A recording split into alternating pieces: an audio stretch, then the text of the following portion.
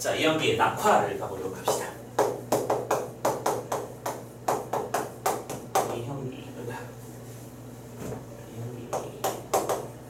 워낙 유명한 작품이기도 하고요, 그죠? 자, 우리가 볼 거는 2014학년도 수능 문제였습니다. 물론 A형 문제였기 때문에 조금 할만하지 않았을까라고 예상은 합니다만, 그렇다고 작품 자체의 중요도가 난이도가 줄어드는 건 아니니까. 우리가 C 문제를 분석하는 방법에 대해서는 진짜 여러 차례 반복적으로 학습을 해왔죠. 표현상 특징 문제, 식구와 의미 파악하는 문제, 소재 의미 파악하는 문제, 그리고 마지막으로 보기 적용 문제. 여기도 똑같은 패턴은 이어지고 있을 거야. 봐봐. 39번. 표현상 특징으로 적절한 것. 우리가 너무나 잘 알고 있는 표준 패턴 문제지, 그치? 그럼 이런 문제가 나오면 되게 당연하다는 듯이 V 체크를 하세요. 자주, 의성어, 영탄, 감각, 반복. 그런 단어를 집어넣고 하나만 걸려라 하면서 보는 거야. 그리고 제일 먼저 걸리면 그 녀석을 답을 확인한 다음에 맞으면 날려버리면 되는 거지, 그치? 지금 이 방법은 또 역시 마찬가지로 왜 그러는 것이다? 시간을 아끼기 위해서다. 40번 기억부터 미음에 대한 이해입니다. 기억부터 미음까지가 각각의 구절인 거 옆에서 보이실 거예요. 구절의 의미를 파악하는 문제니까 이것도 같이 풀어도 좋고, C 정도는 우리가 분석을 해서 이미 알고 있는 작품이라면 바로바로 문제가 해결되기도 할 수 있으니까 지문 보고 나서 봐도 문제는 없겠고요. 자, 41번에 심리학이 나와있죠. 이 작품의 보기를 주면서 우리가 이 작품을 어떻게 읽어내야 되는가를 설명하고 있는 내용이 나왔습니다. 볼게요. 낙화는 인간사의 이별을 꽃의 떨어짐에 비유함으로써 라고 했지. 자, 인간사와 자연사를 자유가 아니고 자연사 나란히 뭐 하는 거야? 병치시켜놨다는 얘기를 하고 있는 겁니다. 그래서 인간사에서 하는 이별이라고 하는 사건을 자연계에서의 꽃이 떨어지는 낙화라고 하는 사건과 연결한 거다라고 먼저 설명을 했고, 그래서 결국 이것을 청춘기 자아의 성장 과정을 상징적으로 보여준다라고 돼 있지. 그러면 이 두 개는 공통적으로 뭐야? 청춘기의 자아가 성숙하는 과정이다 라고 설명하는 거야. 그리고 이 안에 담겨있는 멘트를 조금 더 미리 언급하고 가보자면, 왜 굳이 청춘이라는 단어를 썼을까 라고 하면 시에 그 단어가 나오기 때문이긴 해. 그런데 청춘기의 자아, 즉 우리가 꽃이 피어있는 것은 화려함, 아름다움, 그렇지? 빼어남 이런 것들에 뭔가 긍정적 이미지를 끌어내지. 근데 그 꽃이 지고 나면 우리는 실망을 하죠. 더 이상 꽃이 존재하지 않네. 더 이상 나의 아름다운 시절은 지나갔어. 선생님이 63kg를 유지하던 그 시절은 이미 끝났어. 이제 배 나온 아저씨야. 그렇게 되는 거잖아. 근데 그것이 곧 성숙이다. 즉 꽃이 져야만, 낙화가 벌어져야만 뭐가 이루어질 수 있는 거거든. 열매가 열릴 수 있는 거거든. 열매가 열릴 수 있는 준비를 한다라는 의미로 이해하시면 되겠죠. 오늘 쌤이 여러 번 딴 나라 갔다 오시네요. 네, 또 사라졌습니다. 곧 돌아오겠죠? 네, 역시나 돌아왔고요. 가봅시다. 그래서 이 과정에서 자아는 시련에 부딪혀서 자신이 갖고 있던 정체성의 변화를 겪게 되고, 그러한 변화를 인정하고 수용하면서 새로운 자아성을 확립해나간대요. 그러니까 이 낙화를 처음에는 슬픔으로 인식해. 근데 그 슬픔이 뭐가 되는 거래요? 수용되면서 자신의 성장의 어떤 밑거름이 되는 것이다 라고 설명을 하고 있고, 그 결과 새로운 자아, 새로운 이해 단계로 넘어가게 된다는 설명을 하고 있네요. 됐죠? 이 작품의 핵심을 그냥 찔러놓고 시작하는 겁니다. 정말 감사한 보기이기도 하죠. 그래서 각 연별로 지금 문제 선택지를 보면 몇 년의 무엇과 몇 년의 무엇을 통해서 이런 식으로 선택지가 이루어지는 것도 보이실 거예요. 그러면 요 단계와 요 단계를 각각 연결하거나 혹은 요 단계와 요 단계를 대비하거나 이런 식으로 선택지를 만들었겠거니 라고 예측할 수 있겠죠. 자, 좋습니다. 워낙 유명한 작품이기도 하고 많이 등장하는 작품, 내신 대비해서도 많이 등장하는 작품이라 한번 분명히 정리해 놓을 만한 가치는 분명히 있는 작품이라고 생각을 하면서 제목 낙화 한번 시작해 보도록 하겠습니다. 자, 먼저 이런 말을 시작하죠. 가야 할 때가 언제인가를 분명히 알고 가는 이가 있대요. 가야 할 때 가는 존재. 우리가 흔히 말하는 박수 칠 때 떠나라 이런 말도 알고 있지, 그치? 그런 식의 그런 존재의 뒷모습을 보고 뭐라고 했어? 아름답다라고 했어. 그 뒷모습이 뭐한 것이다? 아름다운 것이다. 자, 우리가 어떤 고지에 올라서고 어떤 경지에 올라서게 되면 어떤 권력의 정점 같은 데 올라서게 되면 그거 놓기 싫습니다. 그거 놓고 싶어하는 사람이 누가 있겠어요? 어렵게 올라왔고 그리고 어렵게 올라온 만큼 그것을 지키려고 하는 마음들이 더 강하겠죠. 그러면 여기서 봐봐. 그런 것에 비해서 결국 모든 존재는 그치? 진동을 하잖아요. 그죠? 사인 그래프처럼 올라갔을 때 있으면 내려갔을 때도 있는 거고 내려갈 때가 있으면 올라갈 때도 있는 법이지. 그러면 이제 가야 할 때가 됐다라고 했으면 이제 뭐가 되는 거야? 우리는 서로 헤어져야 할 때야. 이별. 그치? 근데 그거를 실제로 갈 수 있는 것은 수용하는 자세를 말하는 거지. 이별을 수용할 수 있는 그 존재의 모습을 보고 아름답다라고 말하고 있어. 그거는 수용하는 자세를 뭐라고 인식하는 것이다? 성숙의 자세로 인식하는 것이다. 키워드 더 잡았네? 이별을 수용하는 자세야말로 성숙한 자세다. 그리고 참고로 마지막에 아름다운 가라고 물어봤어? 몰라서 묻는 거겠니? 서리법 정도는 당연히 체크해 주시면 되는데 참고로 표현성 특징 문제 없었으니까 그냥 쓱 하고 넘어가도 괜찮고요. 계속 봄 한철 격정을 인내한 나의 사랑은 지고 있다. 봄에 격정을 인내한 나의 사랑이 지고 있다 라고 말했어요. 자, 격정을 인내한 나의 사랑. 그러니까 지금 원래 실은 지고 있는 건 뭐가 지는 거야? 꽃이 지고 있는 거지. 근데 그 꽃이라는 단어를 뭐로 바꿔서 대체해서 표현했어? 사랑이 지고 있다라고 말했지. 그러면 이 얘기가 바로 뭐랑 연결되는 거야? 이 보기의 내용과 연결되는 거지. 인간사의 내용을 이렇게 인간사의 어떤 원리를 자연사에 대입시켜서 표현하고 있는 구절인 거 확인해주면 되겠죠. 오케이? 사랑이 지고 있다라고 표현했으니까 사랑이 진다는 것은 꽃이 지는 거고 꽃이 지는 것은 원래는 아쉬운 거야. 그치? 그러면서 이런 말을 합니다. 분분한 낙화. 분분한이라는 거 무슨 뜻이야? 뭔가 파르르 하면서 떨어지는 샤랄라한 느낌 그런 낙화야. 결별이 이룩하는 축복에 쌓여. 너무 유명한 구절 아니야. 결별이 이룩하는 축복에 쌓여서. 자, 결별은 헤어지는 거야. 기본적으로 우리가 긍정적으로 인식하는, 부정적으로 인식하는 대상. 하지만 그 결별로 인해 뭐가 만들어진대? 축복이 만들어진대. 그럼 축복은 우리가 긍정적으로 인식하는 대상이지? 그럼 이거는 무슨 법이 나온 거예요? 역설법이 등장하는 거지. 30번쯤 얘기한 것 같은데 역설법의 정의는 모순된 표현을 통해서 진리를 나타내려고 하는 것이다. 지금 원래 축복이야. 근데 축복은 결별이 있어야만 축복이 있는 거라고 말하고 있는 중이지. 오케이? 성숙한 만남을 위해, 성숙을 위해서, 더 높은 단계의 도약을 위해서는 지금 있는 걸 버려야 된다. 그렇게 말하는 거라고 생각하면 되겠죠? 자, 역설적 표현을 통해 작품의 어떤 주제의식을 드러내고 있는 거 잡아주시면 되겠고요. 결별이 이룩한 축복을 받아들이며 지금은 뭐 할 때야? 가야 할 때. 자, 가야 할 때라는 설명을 썼어. 그럼 뭐예요? 그 이별을 뭐 하는 거야? 수용하고 받아들이는 거지, 그치? 이별의 수용의 자세를 보이고 있고 무성한 녹음과 그리고 머지않아 열매 맺는 가을을 향하여 무성한 녹음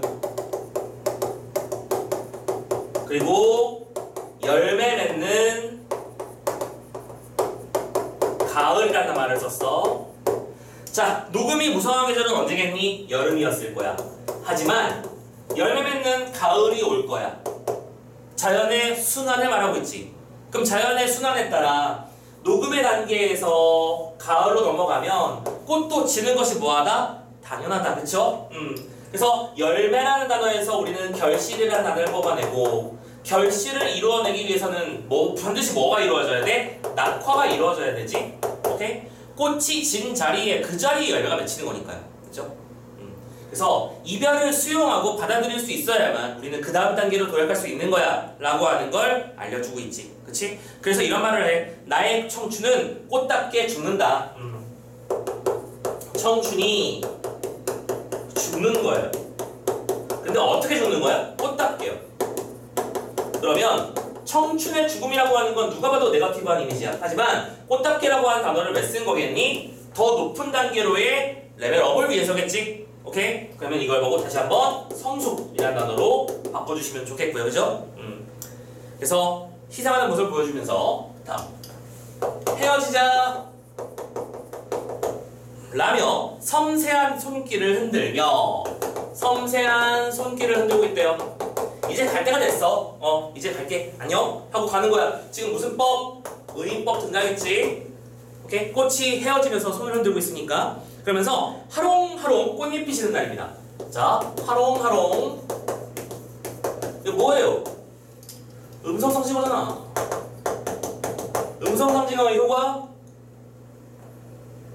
리듬감, 현장감, 사실성 등등이 있지. 하롱하롱.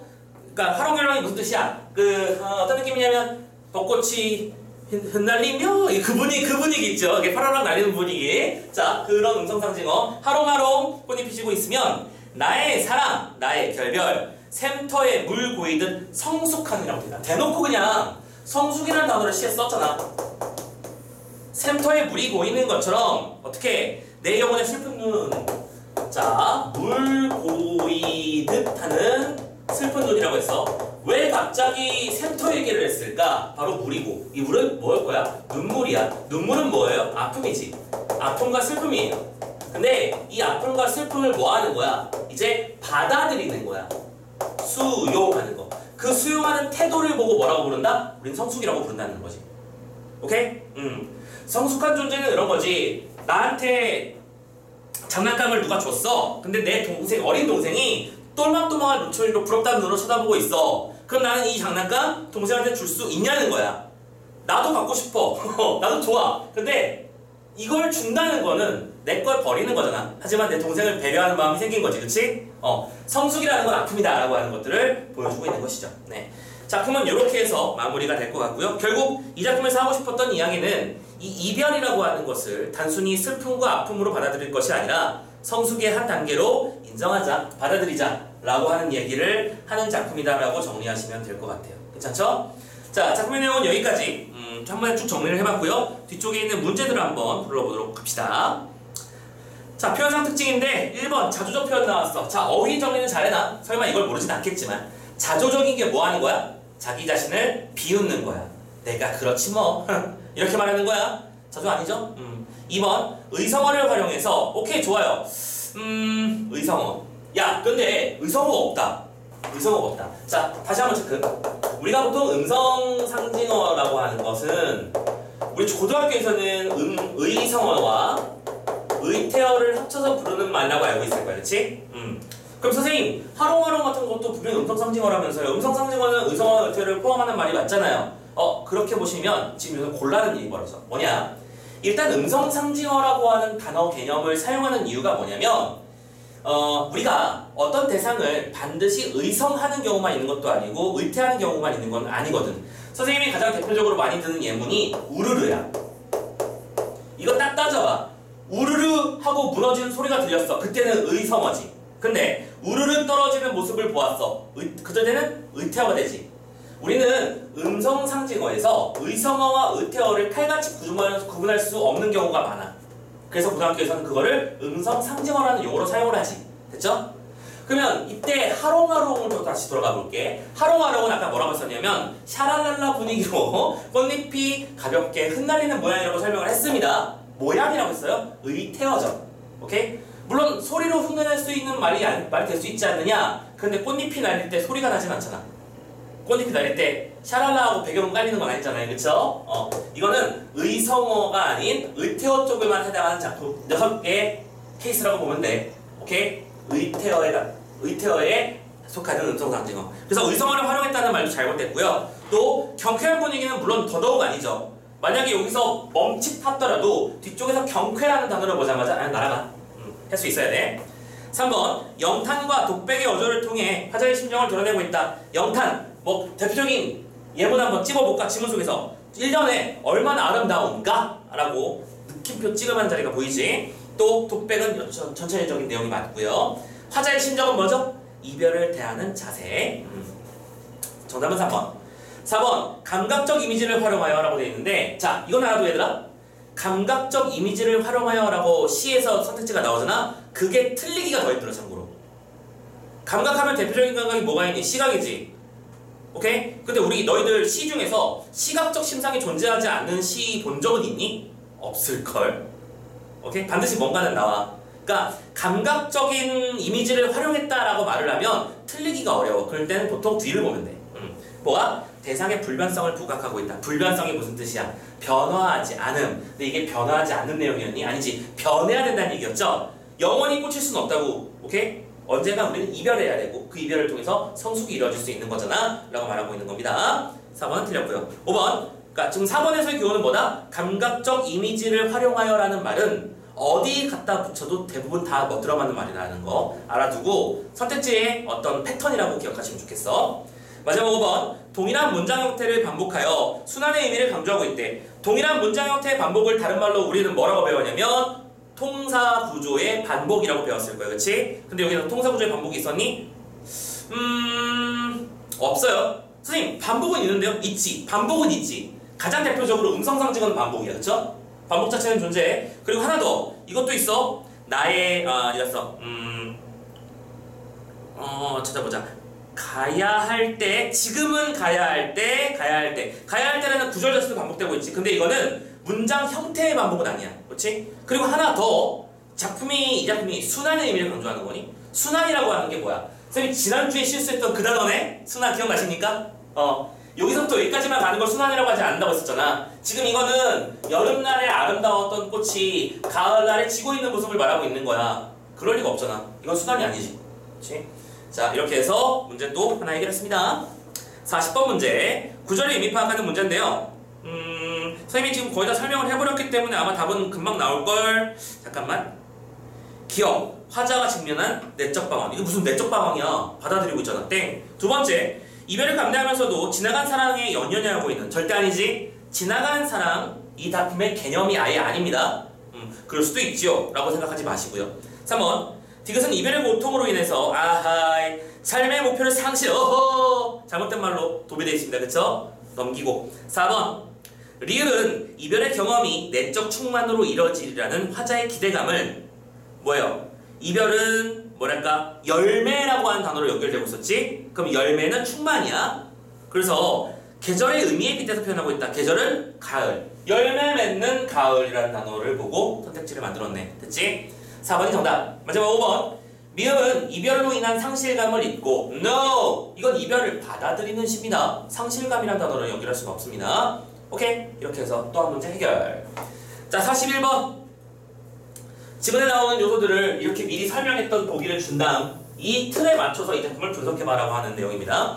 그리고 지금 여기서는 해당하지 않지만 여러분들 이런 문제 풀 때 좀 조심해야 될 게 하나 있어. 만약 보기에서 내가 알고 있는 것과 다른 얘기를 한다면 너희들은 어떻게 반응해야 된다? 보기가 맞는 걸로 생각하고 반응해야 된다. 기본적으로 이거 선생님이 한번 말씀드린 적이 있었는지 모르겠는데 수시험은 뭘 측정하기 위한 시험이야. 근본적인 목표를 잊으면 안 돼. 여러분들의 수학 능력을 측정하는 시험이야. 수학이라고 하는 건 가르침을 받는 거지.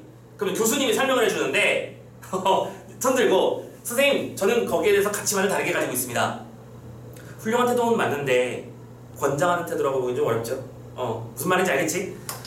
당신의 생각에 반대를 하려면 분명히 나만의 논리로 무장돼 있어야 되고 싸울 만한 무기들, 탄환들이 있어야 될 텐데 아마 쉽지 않을걸. 지금 이거는 교수님들의 설명을 전제 조건으로 걸고 그것을 내 것으로 받아들일 수 있는가 수용 능력을 측정하는 시험이야. 알겠죠? 수학은 그런 거니까. 자, 아무튼 자, 2번으로 먼저 가볼까요? 2번부터 먼저 볼게요. 정답 좀 쉬운 문제야. 2연의 봄한철 그리고 5연의 꽃답게 죽는다는 말은 청춘기의 열정을 비유하고 있다는 점에서 가능하지. 봄과 꽃 전부 다 청춘을 상징하지. 그리고 가을, 낙화는 성숙을 의미하고요. 시련을 부딪혀서 열정을 잃어가는 자아의 모습. 이게 시련과 열정을 잃어버린 모습이 아니잖아. 이 작품은 그런 내용이 아예 아니지. 너무 쉽게 풀렸으면 좋겠습니다. 누차 말씀드리지만 그리고 선생님이랑 풀면 항상 이렇게 문제가 쉬워. 그치? 작품이 다 쉬워. 근데 왜 내가 풀면 이러는가요? 라고 말씀을 하신다면 이제 경험치의 차이라고 생각하면 돼. 선생님은 단언컨대 니들보다 IQ가 딸리는 경우도 좀 있을 거야. 무슨 얘기냐면 지금 너희들이 머리는 더 좋다니까 선생님보다 확실히 100만 배 더 좋을 거야. 선생님은 손도 못 대는 사인 그래프 뭐 분석해서 문제 풀고 수학 문제 풀잖아 니들. 오케이? 선생님은 정말 손도 못 댑니다. 선생님 그 얘기 기억하시죠? 이거를 못 읽어서 뻔데기라고 읽었다고? 아무튼 너는 이런 사람이라고. 근데 니들은 그럼 왜 선생님한테 국어를 배우고 있는 거야? 국어만큼은 자신있게 누구보다 많이 풀었다고 얘기할 수 있으니까. 경험치의 차이야. 경험치를 많이 만들어주면 또 쉽게 해결될 겁니다. 힘내시고요. 자, 다음 작품까지 그냥 바로 이어서 간 다음에 시리얼 마무리 지을게요. 다음 작품은 자, B 챕터에 이게 좀 시간이 걸리겠구나. 이게 좀 쉽지 않을 것이야. 네. 자, 다음 작품은 상사곡이라는 작품입니다. 잠깐만 좀 지우고. 바로 봐도 되겠지 뭐, 이 정도면. 자, 지우고 갑시다. 상사곡.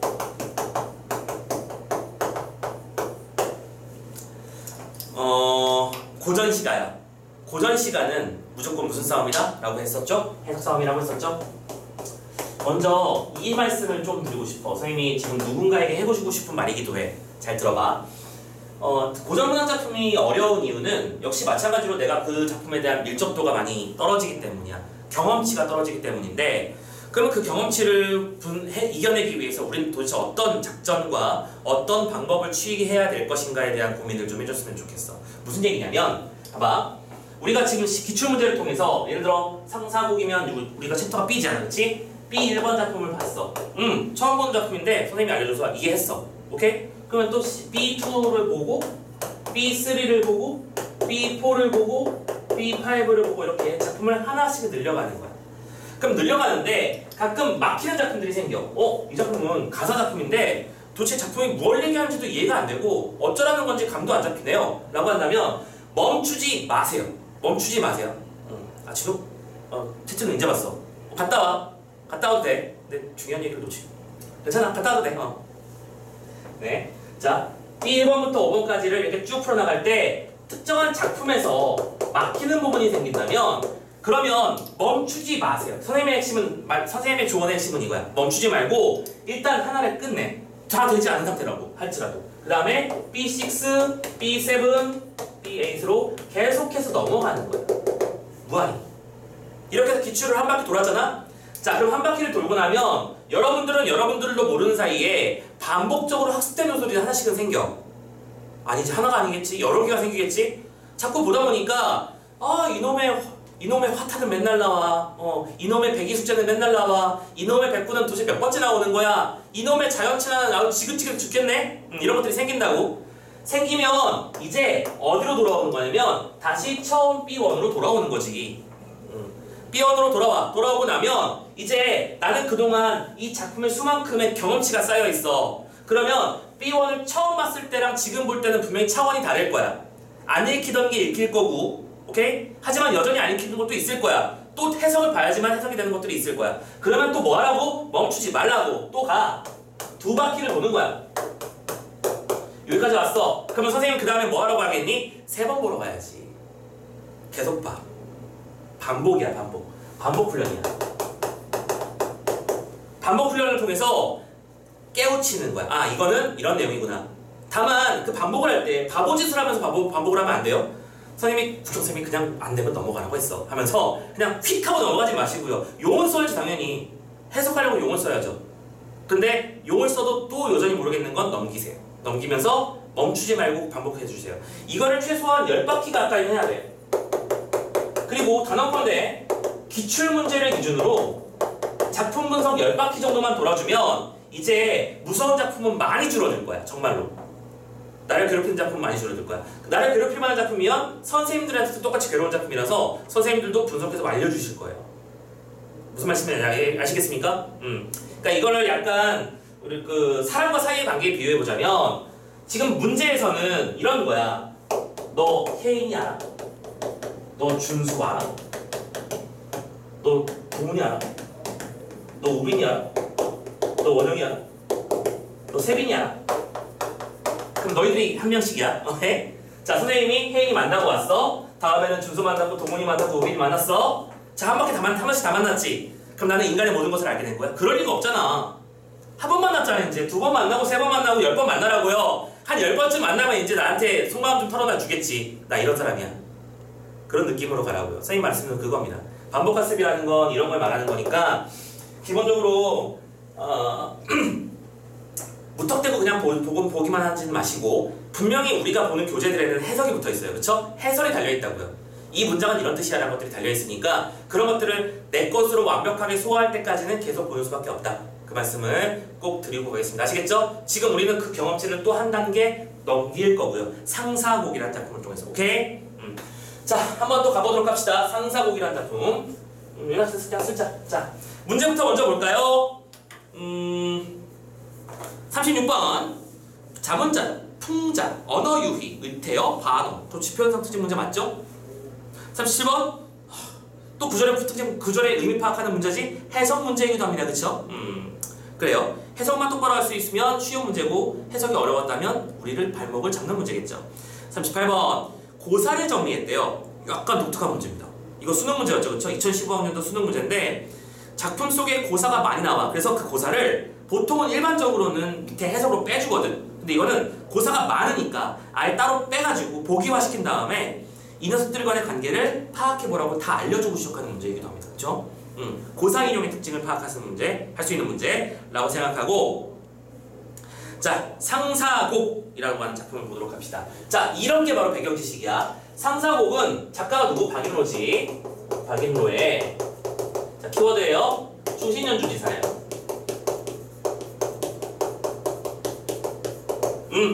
자, 아이고 화면 나갔네. 잠깐만.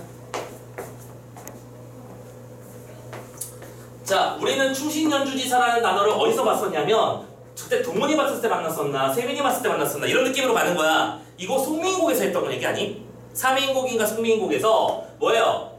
신하가 임금에 대한 충정을 노래할 때 그대로 하는 것이 아니라 한 여인이 님에 대해서 지조와 절개와 그리움의 태도를 보이는 방식으로 풀어낸 작품을 우리가 충신연주지사라고 한다고 했었죠? 이 작품도 마찬가지가 될 겁니다. 신하가 임금을 그리워하는 내용이에요. 오케이? 그리고 그 임에 대한 어떤 절절한 믿음의 이야기를 하고 있는 작품이 될 것이다. 잡아보시면 됩니다. 참고로 제목이 상사곡인데 상사가 뭐예요? 님에 대한 그리움이잖아. 상사병이 뭐거든요? 이별의 아픈 병이잖아. 그치? 만나고 싶은 사람 만날 수 없어서 아픈 것이 상사병입니다. 상사곡이고요. 이 정도만 알고 시작해도 아주 편안하게 문제를 읽어나갈 수 있어요. 그쵸? 자, 패턴 봅시다. 천지간의 어느 일이 남들에겐 서러운가? 자, 그냥 이 천지, 세상에서 남들에게 가장 서러운 일은 무엇일까? 라고 하면서 다른 사람의 이야기를 물어보고는 곧장 자기 얘기를 하죠. 아마도 서러운 건 임그리워 서럽도다. 서러움을 가장 크게 만들어주는 건 뭐다? 임에 대한 그리움이다. 오케이? 그럼 이 작품은 연정의 내용을 담고 있구나라고 생각할 수 있겠지? 다만 그 연정은 임금으로 변환되어야 됩니다. 양대의 구름비는 내린 지 몇 해인가? 자, 양대의 구름비가 내린 지 몇 해 지났냐고 물어보고 있어. 지금 구름에다가 구름비가 내리고 있고 지금 구름비가 내리고 있으면 당연히 해가 안 뜨고 있는 상황이고 현재 부정적 상황이 지속되고 있음을 말하는 거겠지? 그 상태에서 반쪽 거울 녹이 슬어 티끌 속에 묻혀있다. 이런 거 잘 봐야죠. 반쪽 거울이요. 이거를 또 다른 집에서 찾아와야 돼. 반쪽 거울이 어디서 나왔었냐? 이거 여러분들 예전에 파경이라는 단어 봤습니다. 우리 분명히. 파경이 무슨 뜻이라고 했었죠? 거울이 깨지는 것으로 부부간의 금슬이 혹은 부부간의 정이 박살나는 것을 의미한다. 했었잖아. 여기서 거울은 사랑이야. 근데 거울이 반쪽으로 남았다는 얘기는 이별을 상징하는 것이지. 됐죠? 그래서 반쪽 거울에는 근데 녹이스럽고 묻혀있잖아. 이별 상황이 녹이스럽고 묻혀있다라는 얘기는 뭐 어떻게 했다는 얘기지? 지속되고 있다. 그거 말하는 거겠네? 그쵸? 거울이라고 하는 특정한 소재를 사용해서 화자와 이별이 지속되고 있음을 확인하고 있다. 됐죠? 그런 상태에서 청조도 아니오고 배간도 그쳤으니 그러면서 청조도 아니오고 배간도 그쳤대요. 얘들아, 근데 이거 선생님 질문. 선생님이 예전에 새 시리즈 한번 정리해드렸나? 작품 속에 등장하는 새들의 시리즈 패턴 같은 거 기억이 안 나는 거, 그러니까 모르는 거니까 말씀 안 드렸나 보네요. 자, 지금 나온 김에 한번 정리를 하자. 새 시리즈 이런 거야. 얘들아, 선생님이 이건 분명히 알려드렸을 거야. 100이랑 숙제가 나오면 선생님이 뭐라고 번역하라고 했었지? 속세와의 거리감이라고 번역하라고 하지 않았었냐? 맞죠? 또 이 뭐야? 소부나 허유. 잠깐만, 거꾸로 말했네. 100이와 숙제 나오면 충정, 우국충절, 소부 허유가 나오면 속세와의 거리감, 또 화타나 편작 같은 사람이 나오면 그리움, 그렇지, 상사병 이런 단어 꼭 튀어나온다고 했었지. 이거 기억나시죠? 우리 처음 하는 거 아닙니다. 요건 분명히 있었을 거야. 참고로 놀랍게도 편작 이따 또 나올 겁니다. 여기서 나올걸요? 자, 다시 돌아가자. 새 시리즈인데 일단 요거 얘기하기 전에 우리 문학작품에서 새들이 등장하는 경우가 정말 많은데 가장 대표적인 새는 우리가 흔히 말하는 이 백구. 오케이? 백구. 어디서 많이 봤니? 우리 어린 테스트 제1의 문제이기도 하죠, 이거. 흰 갈매기란 뜻이었죠. 오케이? 흰 갈매기는 보통 뭘 할 때 써요? 자연, 신화의 정서를 도려내고 싶을 때 많이 씁니다. 됐죠? 두 번째, 청조도 지금 여기도 나왔지만 청조도 나오는데 청조는 말 그대로 파랑조, 새입니다. 파랑새. 노래 파랑새 있죠. 파랑새는 가수. 아무튼 근데 있어요. 청조는 기본적으로 뭐 하려고 하는 거야? 좋은 소식을 전해주는 새. 그래서 파랑새라고 합니다. 파랑새가 아니고 삐리삐리삐리 파랑새구나. 아무튼 이문세 노래예요. 자, 그리고 소쩍새, 귀촉도라고도 하고요, 불여귀라고도 하고요. 오케이? 소쩍새 튀어나오면 뭐의 정서? 한의 정서. 이런 정도의 키워드는 좀 알아주셨으면 좋겠습니다. 그리고 꾀꼬리도 종종 나오는 편인데 이 꾀꼬리는 뜻이 근데 좀 여러 가지라서 선생님이 이건 지울게. 왜냐면 꾀꼬리는 자연으로서의 꾀꼬리도 있고 대비 대상으로서의 꾀꼬리도 있고 되게 다양해서, 근데 솔직히 얘들 정도는 그냥 거의 패턴화된 녀석들이야. 얘들 나오면 그냥 그거야. 알겠지? 자, 적어 놓으시고 선생님 지웁니다. 선생님 여기서 지웁니다. 자, 그럼 다시 돌아가 볼게요. 근데 지문에서 뭐래? 청조는 오지 않고 배간도 끊겨 있대요. 자, 청조는 방금 얘기했던 대로 파란색이다. 그리고 배간은요, 흰 기러기예요. 근데 이 배간은 참고로 청조랑 친구라고 알아두시면 좋습니다. 우리 고전 문학에서 우리 이거 봤었나? 이거 고3 수업에서 했었나? 적성의전 우리 공부했니? 니들 아니? 적성의전? 처음 듣는 거지? 알았어요. 네. 자, 아무튼 그런 작품들을 보면 이 기러기가 애완동물이야. 애완동물이라서 주인공이 기러기를 기르는데 주인공이 그 주변 사람들의 모해로 인해서 큰 어려움을 겪고 있을 때 기러기가 엄마 편지를 이렇게 다리에 묶고 와가지고 주인에게 전달해주는 경우가 있거든. 역시 마찬가지로 기쁜 소식, 고향에서의 소식 뭐 이런 것들을 의미해주는 경우가 많다. 알겠지? 그리고 참고로 오른쪽 38번의 보기를 같이 가세요. 청조라고 돼 있죠. 신녀인 서화물을 위해 음식물을 가져오고 소식물을 전해주는 신화 속의 푸른 새라고 돼 있을 겁니다. 됐죠? 그래서 청조가 안 오고 배간도 그쳤다는 얘기는 결국 뭘 말하고 있는 거야? 소식이 끊겨 있다 라는 식으로 번역될 수 있는 중요한 요소지. 그럼 이 녀석을 우리는 잘 공부해놨다가 또 다른 작품에서 청조가 나타났다? 그럼 뭐예요? 기쁜 소식이 들려오는구나. 오케이? 청조가 오지 않는다? 안타깝게도 소식이 들리지 않는 것이구나. 이렇게 번역해 주시면 된다는 거야. 그런 걸 쌓아나가는 거라고요. 자, 청조가 오지 않아서 소식도 못 듣건들 님의 모습 보겠는가? 그래, 맞네. 그러니까 소식을 못 보는데 그렇다면 님의 모습을 과연 볼 수 있겠는가? 볼 수 없다? 서리법. 맞지? 아니, 소식조차 못 듣는데 님의 얼굴을 어떻게 볼 수 있겠어? 라고 말하는 중이죠. 자, 계속. 네. 지금 또 셈이 하면 또 뻗어있네요. 네. 튕긴 건가? 오늘 상태가 안 좋습니다. 그래서 잠깐만, 우리 38번은 그냥 같이 풀어버릴까? 38번이랑 37번은 그냥 같이 풉시다. 왔다 갔다 하면서요. 맞는지 확인해보자. 시간을 아낄 수 있을 것 같아. 먼저 A, 아니지. 우리가 방금 기억 아니죠. 38번 1번 봅시다. 자, 청조는 이런 거였어. A를 활용한 것은 청조가 소식을 전하지 못하는 것과 같이 화자와 임 사이에 소식이 끊겼음을 말하는 것이로구나. 장난해? 맞잖아, 그치? 쉽게 문제 해결되는 거 느끼셨으면 좋겠습니다. 자, 그리고 그렇죠, 예상대로 튕겼네요. 자, 기억은 아직 가기 전이니까 기억을 이어서 가보도록 합시다. 화조월석에 울며 그리워할 뿐이로다. 그러니까 이런 상태이기 때문에 그래서 화조월석에 뭐 할 뿐이로다? 울며 그리워한다. 노란색, 빨간색. 울며 그리워함. 이게 뭐예요? 중심 정서니까 선생님이 빨간색으로 치고 있는 겁니다. 어렵지 않죠? 또 언젠가 나타났네.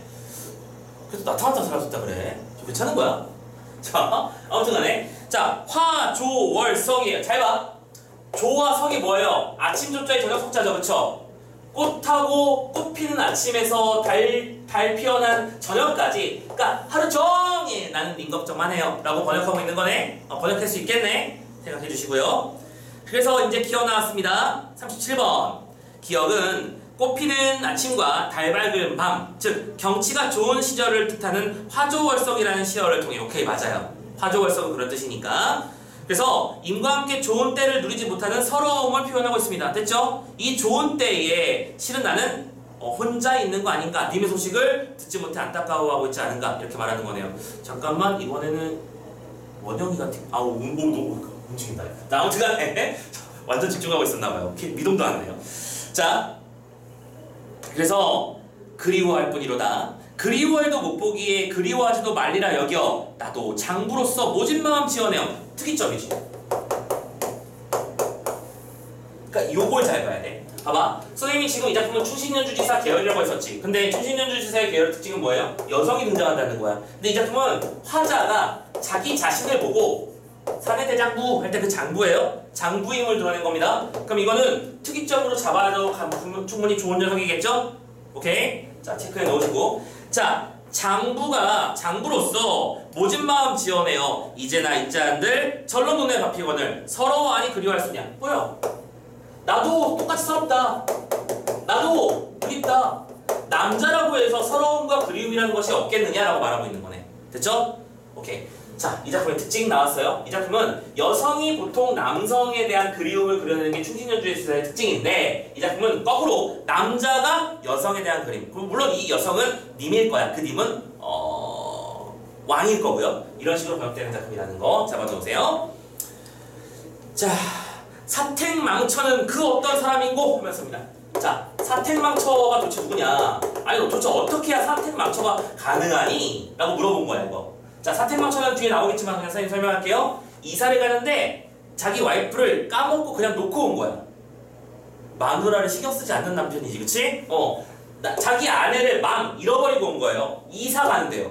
자, 그만큼 그 상대방에 대해서 무덤덤하고 관심이 없음을 말하는 거겠지? 그러면서 이런 말을 해. 아니, 사택망천든 어떤 사람인가? 그 있는 곳 알고자 진초엔들 아니갈랴. 오케이? 내가 그 잃어버린 철을 찾기 위해서는 진나라거든 초나라거든 다 갈 수 있어. 나는 찾을 수 있을 것 같아 라고 말하고 있는 중입니다. 자, 지금 사택망처가 나와 있는 38번 문제 또 한번 풀어보러 가봅시다. 자, B를 활용한 것은 사택망처하니가 차라리 부러울 정도로. 이거 왜 쓴 거냐? 내가 만약에 사택망처한 거면 차라리 진나라랑 초나라도 갈 수 있다며. 내가 적어도 님이 어디쯤에 있을 건지 알 수는 있다면 난 찾아갔을 거야. 근데 나는 임을 찾을 수 없다고. 거기 있는 걸 알아도 난 차라리 네가 뭐하다고요? 부럽네. 그럼 네가 차라리 부럽네. 오케이? 자, 그렇게 말하고 있는 작품 부분이라는 거 확인할 수 있겠습니다. 되셨죠? 사택망처가 네가 차라리 부러울 정도로 화자가 임을 잊기 어려워하고 있을 거에 말하고 있는 구절이다. 됐죠? 이게 비교라고 하는 의도로 쓰인 구절이라는 걸 이해하라는 선택지였습니다. 계속 갑니다. 그래서 잠깐만, 선생님이 한 몇 줄을 중간에 빼먹지 않았니? 지금 중간에 빼먹은 것 같은데? 잠깐만, 니은을 빼먹었네. 니은. 야, 그리워해도 못 보니 하루가 3년 같다. 참고로 하루가 3년 같다는 다른 말로 뭐라고도 하죠? 일각이 여 삼추라고도 하죠. 잘 기억해놔. 얘가 잠깐 사이의 순간이라는 뜻이야. 잠깐의 순간이 여, 같다라는 뜻이야. 같을 여자예요. 삼추와 같다. 그럼 삼추는 뭐겠니? 가을날에 3개월을 삼추라고 불러.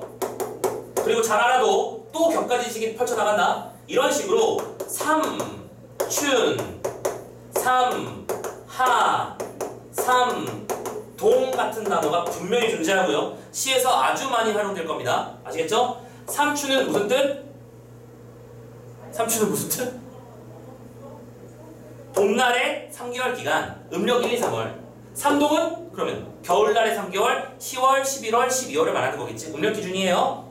이런 것도 같이 알아두시고요. 자, 아무튼 다시 원래대로 돌아와서 그리워해도 못 보니까 하루가 3년 같대요.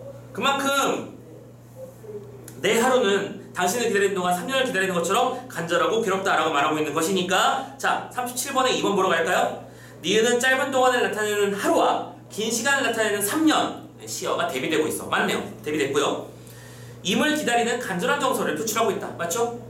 나에게는 한 초 한 초가 3개월 걸릴 만큼 괴롭고 지루하고 슬프다.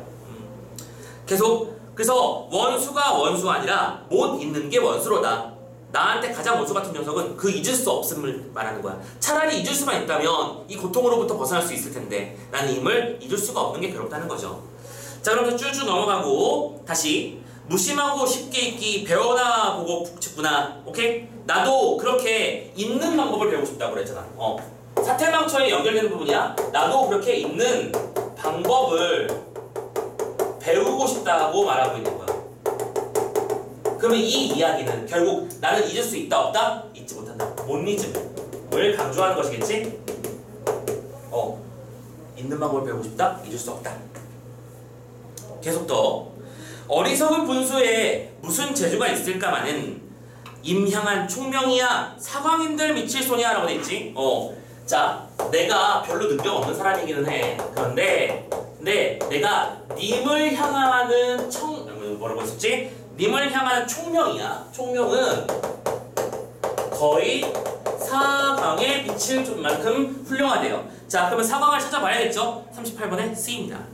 춘추 진나라의 악사인데 청각 능력이 우수해서 음료를 이해하고 기억하는 것에 뛰어났대요. 오케이? 절대 음감이란 얘기입니다. 그러면 내가 다른 건 별론데 님을 향하는 소리, 님과 관련된 소식을 듣는 어떤 능력 이런 것들은 얘한테 비빌 수 있을 만큼 뛰어나다라고 말하는 거지. 그러면 이 얘기는 결국 무슨 말하고 있는 거야? 오직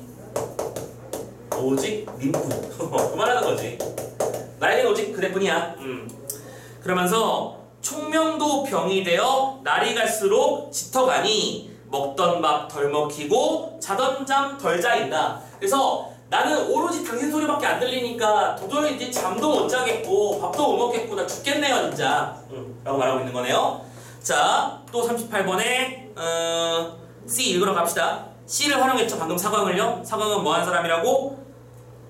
어떤 소리를 듣는 것이 뛰어난 능력을 가지고 있는 사람. 그래서 화자가 임에 대한 기억을 떨쳐낼 수 없음을 사광의 기억력에 견주어 말하는 것이구나. 가능하네요. 사광이 절대 음감으로 한번 들은 내용을 기억했던 것처럼 나도 님에 대한 것들을 다 기억해버리고 있어서 이제 떨쳐버릴 수가 없어서 괴로운 거야. 자, 계속 갑니다. 그리고 디귿도 같이 가볼까요? 디귿도 정리합니다. 디귿은 사람이 살아가는 데 필요한 밥과 잠이라는 시어를 통해 임에 대한 그리움으로 인한 고통을 드러내고 있다. 괜찮죠? 아무 문제 없죠? 이것도 문제 없네요. 자, 이어서 가봅시다. 수척한 얼굴이 시름겨워 검어가니, 그렇지? 사람이 이제 많이 아프다 보면 얼굴이 까매지죠. 시꺼먼 얼굴이 되어가는데 취한 듯 흐린 듯 청심원과 소화판 먹어도 소용이 없다. 그쵸? 내가 몸이 아파서 이번에는 약이 소용이 없다는 거야. 그리고 말 나온 김에 하나 더. 지금 여기서 청심환 얘기 나왔잖아. 니들 혹시 청심환들 먹어봤니? 청심환이 말 그대로 마음을 맑게 만들어주는 약이라는 뜻이잖아. 쉽게 말하자면 진정제 같은 거래. 선생님도 먹어본 적은 없는데, 그러니까 가슴이 긴장되고 두근거릴 때, 뭐 예를 들어 뭐 오디션 대회에 나갔어. 그래서 내가 K-pop 스타에 지금 결승전에 올라가는 상태야. 오케이? 그렇게 두근거리고 심장이 폭발할 것 같을 때는 청심환 하나씩 먹으면 효과가 있는 사람들이 있다고 해요. 근데 참고로 선생님이 갑자기 청심환 얘기를 왜 하냐면 이건 혹시 말씀드렸었는지 모르겠는데 고3들이 정말 많이 물어봐 선생님한테. 선생님 청심환 좋아요? 왜냐면 떨리잖아, 그치? 저도 그럼 청심환을 먹으면 좀 효과를 볼 수 있을까요? 라고 물어보죠. 그럼 나는 뭐라고 대답하냐면 내가 의사냐 새끼야? 라고 말을 하죠. 내가 그걸 어떻게 알아? 네 몸 상태를. 그건 나도 몰라. 근데 선생님이 해줄 수 있는 말은 하나 있지. 제발 부탁이니까 중요한 시험 앞두고 뻘짓하지 마라. 뻘짓하지 마라. 중요한 건 이거로 생각해. 그냥 해봐. 해보면 알아. 그럼 어떻게 해보느냐? 그냥 시험 때 있잖아. 내가 긴장이 좀 되는 시험들 있잖아. 그치? 뭐 예를 들어 전국 모의고사라든지 뭐 모평 이런 데서 한번 먹어보는 거야. 먹어보면 효능을 알아. 참고로 청심환의 가장 큰 경계해야 될 부작용은 뭐냐면 사람이 늘어지는 거야. 사람이 이제 긴장을 눌러주는데 그 누름이 지나치면 그래서 웃다가 나와요. 정신 차려보니까 시험 끝나니까 막 이런 식이 돼요. 청심환의 부작용은 인터넷에서도 많이 알려져 있는 사례니까 금방 찾아낼 수 있을 겁니다. 그런 거 조심하세요. 그러니까 지금 청심환 얘기하면서 말씀드리고 싶은 핵심은 뭐냐면 여러분들이 시험이나 이런 것들을 볼 때 특히 귀 얇은 친구들이 좀 많이 그래. 뭐가 좋다더라 라는 얘기를 들으면 오 그거 해야 되나 보다 하고 얘기를 들어요 막. 근데 그게 꼭 나한테 맞는가는 꼭 점검해 볼 일이라는 거야. 오케이? 지금 선생님이 물론 얘들아 문제는 이렇게 풀어가는 거야 이렇게 하는 거지 막 설명을 했잖아. 근데 그러면 이 얘기가 모든 사람에게 다 통하는 얘기일까요? 그건 아닐 거야. 선생님이 무슨 이 세상에 진리와 빛을 알려주는 그런 존재도 아니고 모든 사람한테 다 맞는 방법도 아닐 거야. 그런데도 알려주는 이유는 뭐겠어? 가장 표준적이고 가장 널리 알려진 방법이고 가장 모범적인 방법이라서 그러는 것뿐이야. 선생님이 방법을 자기가 일단 수수해보고 이것도 해보고 저것도 해보고 이것도 해보는 거지. 알겠지? 공부하는 방법들은 선생님이 권해드릴 수 있는 것들이 굉장히 많이 있어요. 학습 방법도 선생님이 상담할 때 많이 얘기를 하는 편이니까 나중에 고3 되고 나면 또 상담하느라 시간 많이 갈 거예요. 하지만 그런 과정들이 중요할 테니까 지금은 일단 내 것들을 많이 해보세요. 그래서 자기만의 패턴을 만드시고 청심환 함부로 중요한 시험에 그냥 드립다 내치지 마시고요. 아시겠죠? 조심하세요. 그래서 그 사람 유명하잖아. 그 강성태 그 사람 소고기 묵국 한 달 유명하잖아. 시험 전날 한 달 동안 계속해서 그게 사실인지 아닌지 난 모르겠어. 하지만 난 충분히 그 얘기가 이해가 돼. 한 달 시험 보기 한 달 전부터 소고기 묵국만 먹었대. 점심 때는. 왜냐면 그게 나의 패턴이고 나에게 익숙한 것이니까. 그런 의도만 생각하자고. 저 사람이 왜 그러냐를 생각해야지 그 사람의 행동을 따라하지 마세요. 아시겠죠? 선생님 저는 점심 때 돈가스가 최고입니다. 그러면 돈가스를 주시는 거예요. 항상 점심을 돈가스로 고정해서 나는 점심에 돈가스를 먹고 힘을 낼 수 있는 사람이야 라고 생각하시면 되는 거고. 선생님 전 점심 별론데 점심 때는 초콜릿 하나만 딱 좋던데요? 드세요. 그럼 돼요. 의도를 생각하시는 게 핵심입니다. 따라하는 게 중심이 아니라요. 아무튼 그래요. 청심환 약을 먹어도 소용이 없대요. 그러면서 자 계속 고항에 든 병을 편작인들 고칠 수 있냐 예상대로 나왔지? 자 이 병을 편작이 고칠 수 있겠느냐? 뭐한다? 고칠 수 없다라고 말하는 거죠. 그리고 선생님 누차 말씀드렸지. 편작 나오면 무슨 일이 벌어질 거라고요? 님에 대한 그리움으로 인한 병 같은 것들. 사람이 인력으로 고칠 수 없는 병을 말할 때 쓰일 거라고 했었잖아. 상사. 심지어 얘는 상사 복이에요. 그죠? 예상대로 됐고요. 그래서 편작 얘기 나왔으니까 38번에 보기 한번 읽고요. 편작이 뭐라고 불렸대? 전국시대의 명의 환자의 오장을 투시하는 경제. 뚜뚜뚜뚜 보면은 장이 꼬였군. 다 보인다는 얘기입니다. 대단한 사람이죠. 자 편작 다시 봅니다. 그래서 야 근데 쌤이 중간에 질문 있어. 쌤이가 화면에서 나타났다 사라졌다고 참가자에서 빠졌다 나타났다 하거든. 지금 그런데 선생님이 수락을 안 했는데도 다시 계속 들어오고 있거든. 화면이 계속 보이는 상태인 건 맞아? 수업이 전달이 되고 있어? 어느 쪽일까? 수업을 중간에 못 듣는 건지 뭔지 모르겠어. 다시 들어오는 거야 그러면 지금? 눌러가지고?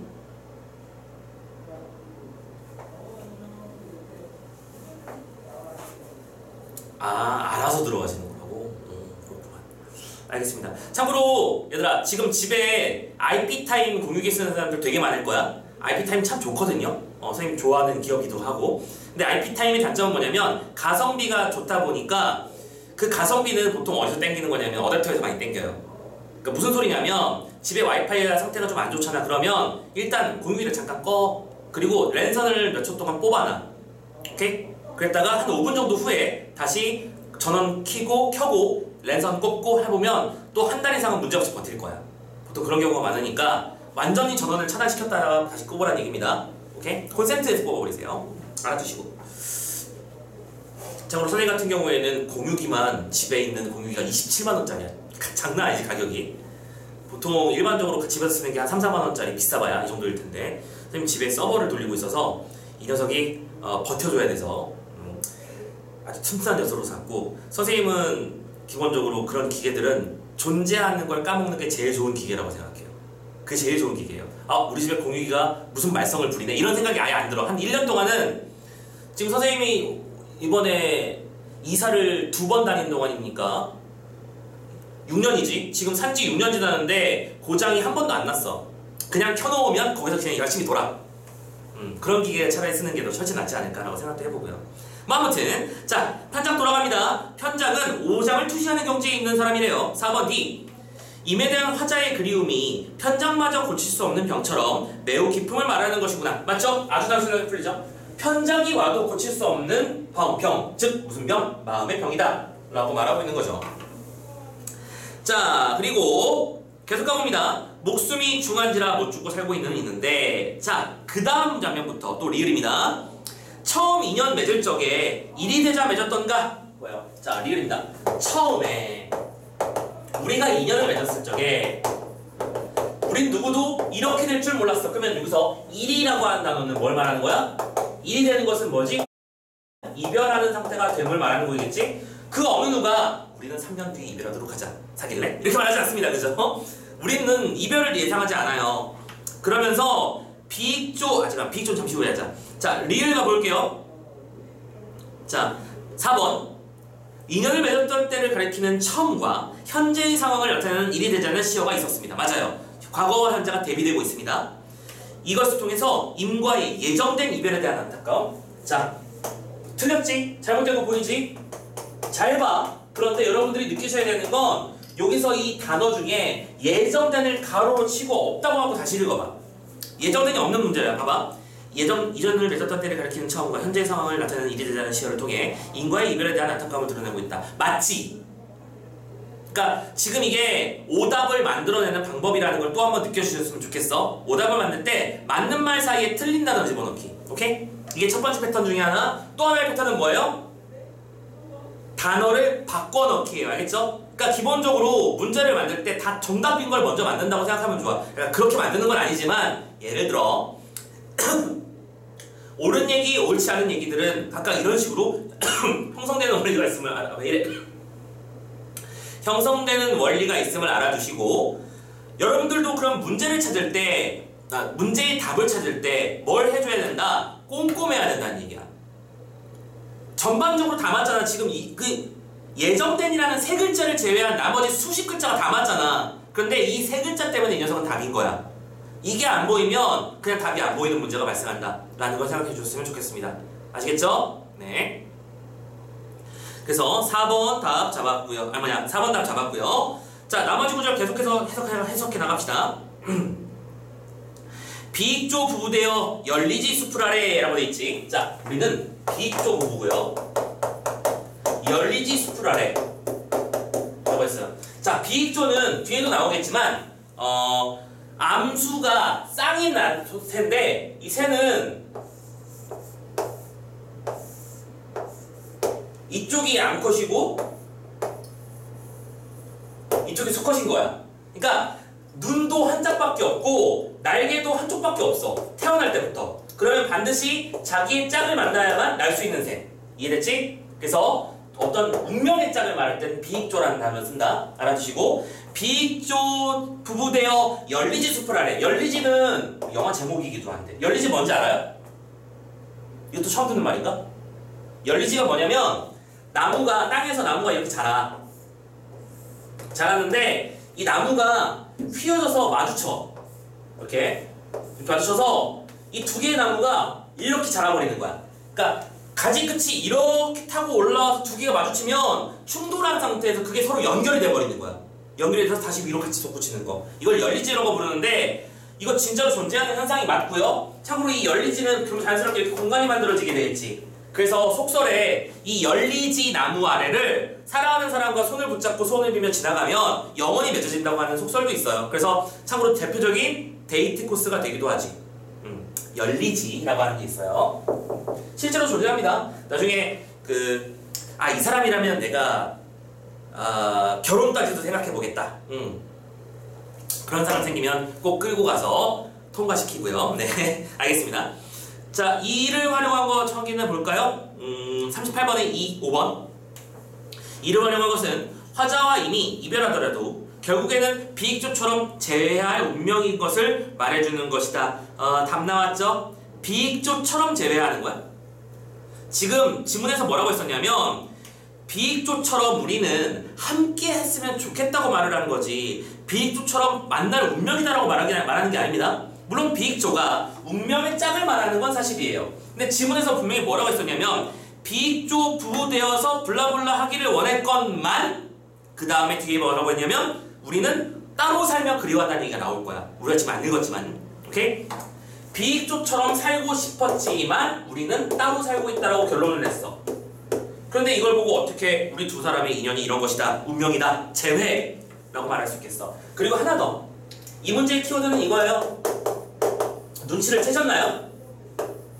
재회입니다. 눈치챘어? 이게 뭐가 잘못된지 눈치챘어?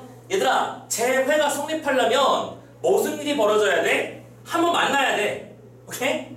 그리고 헤어졌다가 다시 만나야지 재회가 되는 거야? 이게 지금 재회를 소망하는 거니? 아니지? 오케이? 지금 만나지 못함을 소망하고 만나지 못함을 아쉬워하고 그리워하는 중입니다. 즉 만났지만 요 상태에서 안타까워하고 있는 거야. 지금 우리는 요걸 말하는 게 아니고. 무슨 말인지 알겠어? 오케이? 또 어휘 조심하세요. 지난번 순환처럼 자꾸 순환이 걸리적거리네. 순환, 재회 이런 식의 기본적인 어휘를 잘 챙겨놔야 여러분들의 점수가 확실히 보장이 될 것입니다. 자, 38번 문제는 해결돼 버렸고요. 계속 가볼게요. 자, 그래서 비익조처럼 어디갔어? 집은 어디갔어? 비익조 부부되어 이렇게 나무 열고 집을 짓고 나무 열매 먹을 망정, 오케이? 그렇게 될 망정. 이승 동안은 하루도 이별 세상 안 보기를 원했건만. 그러네, 이 내용이 맞네. 우리는 비익조이고 열리지처럼 적어도 살아있는 동안은 헤어지지 않길 바랬건만. 다음, 동과서에 따로 살며 그리워하다. 다 늙었지? 됐지? 안 어렵지? 예로부터 이른 말이 견우직녀를 천상의 인간 중 불쌍하다 하고만은. 자, 이거 좀 지울게요. 열리지를 지웁시다. 자, 여기서 누구 나왔어? 견우와 직녀 나왔어. 이거 규원가 배운 사람 선생님 저 규원가 봤어요. 규원가 알아요? 이러기 진짜 다 배운 거임? 아무도 안 들어? 자, 이거 규원가에도 똑같이 나오는 구절이에요. 알아둡시다. 규원가에서도 견우직녀 두 사람의 얘기가 나와요. 잘 봐.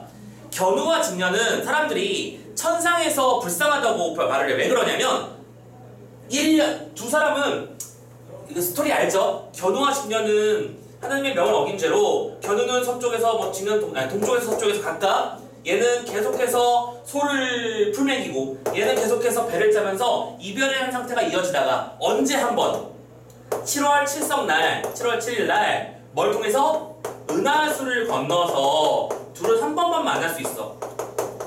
그러니까 뭐냐면 얘들은 1년에 1회만 만날 수 있어. 그치? 영원한 그리움의 상태에 놓여있는 거야. 그치? 계속해서 그립다가 하루 만나고 그립다가 하루 만나고 이런 처벌을 받았단 말이야. 근데 사람들은 이 견우와 직녀를 보면서 불쌍하다라고 말을 하는데 오케이? 그래도 저희는 한 해에 한 번을 해마다 보고만 됐지? 그런데 에달프구나 우리는 뭐예요? 이번에는 우리를 뭐 한 거예요? 대비시킨 거죠. 규원가랑 지금 구조가 똑같습니다. 그것도 우리는 무슨 일이 벌어졌어? 몇 은하가 가려서 우리한테는 몇 은하가 있어요. 그 은하가 여러 개인 거야. 은하가 한 줄로 정렬이 되어 넘어갈 수 있나 봐. 근데 난 정렬이 안 되고 있는 거지. 오늘은 얘가 있는데 제가 없고 이렇게 해서 이토록 못 보는 거 대비시켰잖아. 견우와 직녀는 참고로 이별의 어떤 상징 같은 존재들이야. 근데 얘들은 적어도 1년에 한 번은 만나지 않느냐. 우리는 은하가 여러 개라서 볼 수가 없는 거야 라고 하면서 이별의 안타까움을 말하고 있는 거네요. 되셨죠? 자, 중요한 구절이라서 설명 좀 빡세게 해봤고요. 규원가에서도 천상의 견증력 1년 1도 실기치 아니거든 하면서 나와요. 1년에 한 번의 기회를 놓치지 않는데 어찌 어인연고로 우리들 사이에서는 무슨 약수 가력관데 하면서 약수라고 하는 것도 이승과 저승 사이를 가르는 강이거든. 약수가 가려서 만나지 못하느냐라는 구절이 나올 거예요. 아시겠죠? 또 되게 많은 지식을 오늘 쌓았습니다. 상사곡이었고요. 기본적으로 이별의 그리움을 통해서 신하가 임금에 대한 충정의 정서를 노래하고 있는 작품이다라고 생각하시면 좋겠고, 새 얘기 기억하셔야 되고요. 고사 인용 여러 가지 사용해 주시면 좋겠고요. 자주 나오는 표현들 이런 것들 몇 가지 어디 갔어? 이런 거 또 이런 거 여러 번 잡아놓고 내 지식으로 쌓아주시면 다음 문제에선 조금 더 수월하게 지문이 읽힐 거다 라고 생각하시면 되겠습니다. 되셨죠? 볼까? 문제는 지금 37번을 마저 풀어버리면 된다, 그지? 37번 우리가 방금 맞잖아? 자, 37번에 아까 4번은 답을 안 봤구나. 아니냐, 봤구나. 4번 봤었지? 4번이 아까 예정된 이별. 이런 얘기 했었죠. 자, 5번입니다. 5번. 미음은 임과의 만남을 가로막는 잔재를 나타내는 은하라는 시어를 통해. 맞죠? 임과의 만남이 이루어지지 않음으로 인한 슬픔을 표현한 것이다. 맞고요? 쟤들은 은하가 있어도 한 번은 만나지만 나는 은하가 여러 개라서 못 만나요. 자, 그러면 36번 풀고 마무리합시다. 근데 이거 쉽잖아, 그지? 1번. 자문자답의 방식으로 임에 대한 그리움을 부각하고 있다. 정확하게 근거 좀 잡아볼까? 야, 그냥 첫 번째 줄이네. 천지간에 어떤 일이 남들에게 제일 서러울까? 나에게 있어서는 임에 대한 그리움이 제일 서러워. 혼자 물어보고 혼자 답한 거지? 자문자답 맞고요. 그래서 임에 대한 그리움을 부각한 거 맞죠? 2번 풍자, 삑. 3번 언어유의, 삑. 4번 의태어의 나열, 삑. 5번 반어법, 삑. 너무 쉽잖아. 설명하면서 반어법 얘기한 적도 없고 언어유의 말한 적도 없습니다. 36번까지 이렇게 해서 쪼로롱 문제를 한번 풀어봤어요. 괜찮나요? 자, 이렇게 해서 우리 시리얼 기출문제 파트는 일단 여기서 다시 한번 멈추고, 이제 다음 주도 왔을 때 내신 대비가 끝나고 왔을 때 요 뒷작품부터 다시 이어가도록 할 테니까 여러분들은 미리미리 그냥 도망가세요. 그리고 누차 말씀드리고 있습니다만 시리얼 이거 여러분들 고3 되기 전에 끝내셔야 합니다. 선생님과 함께 다 끝내지 못하더라도 스스로는 끝내주시는 게 가장 훌륭한 길일 거예요. 아시겠죠? 자, 고생 많이 하셨고, 와씨 시간이 두 지문 할 수 있을까? 한번 최대한 한번 해봅시다. 어쨌든 자, 남은 시간 동안 잠깐 쉬었다가 지문 이어갈 텐데, 자, 또 우리 투표해야겠다, 그지? 투표를 합시다. 잠깐만요.